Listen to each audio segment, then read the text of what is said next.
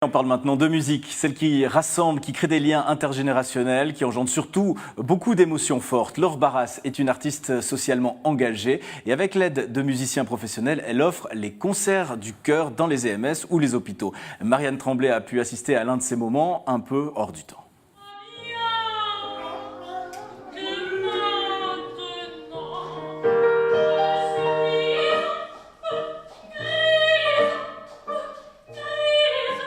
Au foyer Valet de Cœur, c'est un moment d'osmose unique entre des musiciens professionnels habitués des grandes scènes et les pensionnaires sous le charme. La musique, ce qui est impressionnant, c'est que ça apporte partout quelque chose.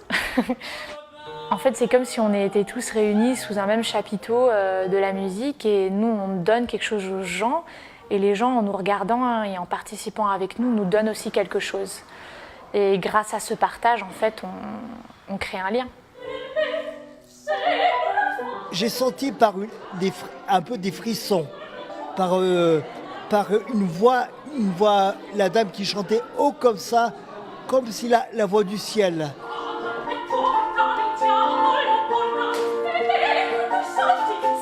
Et j'ai deux missions, c'est de rendre la musique donc faite par des musiciens professionnels accessible à tous. Donc on apporte la musique de qualité professionnelle chez les gens, mais c'est aussi une façon de soutenir les artistes et de leur donner peut-être une vision plus sociale de leur métier. Et on voit que ça enrichit aussi énormément les artistes.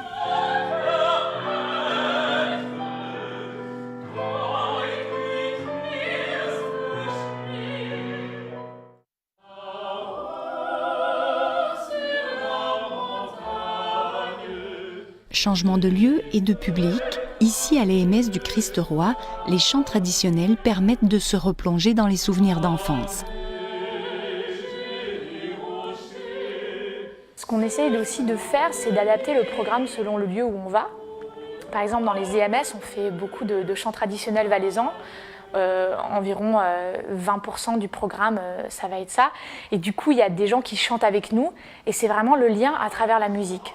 Donc ça replonge les gens dans leur enfance et nous, ça nous permet en fait d'apprendre du répertoire valaisan et de créer ce lien donc, grâce à la musique avec les résidents d'EMS.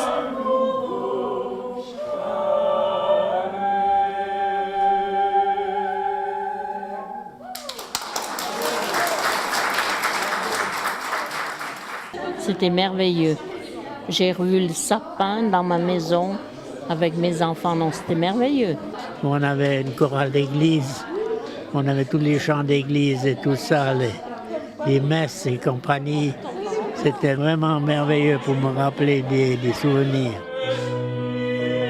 Les concerts du cœur permettent d'unir par la musique et d'amener la musique là où elle fait du bien.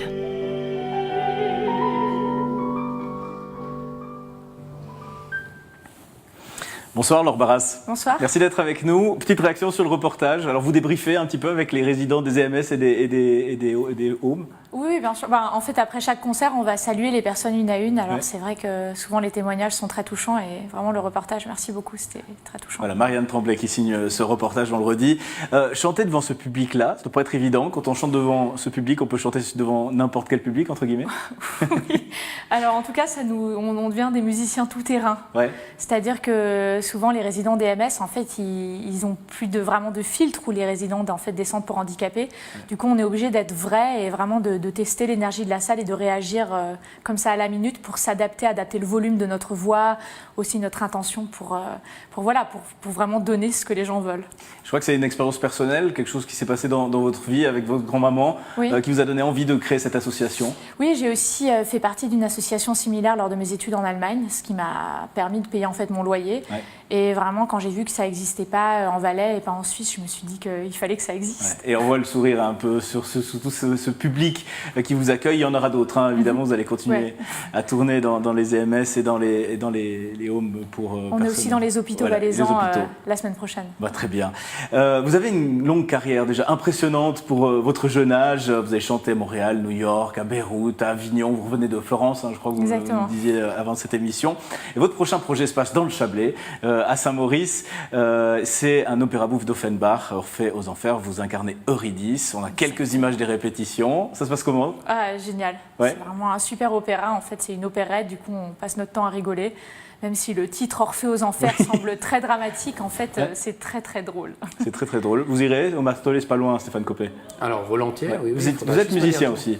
Oh non, non, pas du tout. J'ai fait 5 à 6 années de clarinette il y a bien longtemps, donc je suis très très loin du professionnalisme que l'on vient d'entendre. Ouais, et quand vous entendez Laure et que vous la voyez chanter dans les EMS, c'est magnifique. On se dit que le chant, la musique, c'est la vie. Et quand on voit les regards de ces personnes, ces résidents, c'est tout simplement extraordinaire. Je crois que vous êtes venus notamment à la Castelli à Montaix, et je sais que vous avez marqué par votre passage. Donc félicitations pour ce que vous faites, parce que je crois que vous avez beaucoup de joie dans ces lieux, et il y en a besoin, donc bravo. Voilà. Et vous allez continuer à nous faire du bien en Valais, à tout le monde. Hein. Oui, Orphée aussi, c'est un très beau spectacle, donc vraiment il faut venir parce que ça réunit plein de chanteurs merveilleux et c'est très très joyeux et on le fait justement pendant la période des fêtes, donc les 27, 28 et 31 décembre aussi. Vous passerez la nouvelle année sur scène? Pas vraiment, parce qu'en fait on finit juste avant les 12 coups. D'accord. Pour qu'après il y ait un apéro dinatoire et que les chanteurs puissent fêter en fait les 12 coups avec le public. Parfait. Orphéopéra.com, ça c'est l'adresse pour venir vous voir. Merci beaucoup Laure Barras, merci Stéphane Copé également d'être passé dans ce journal.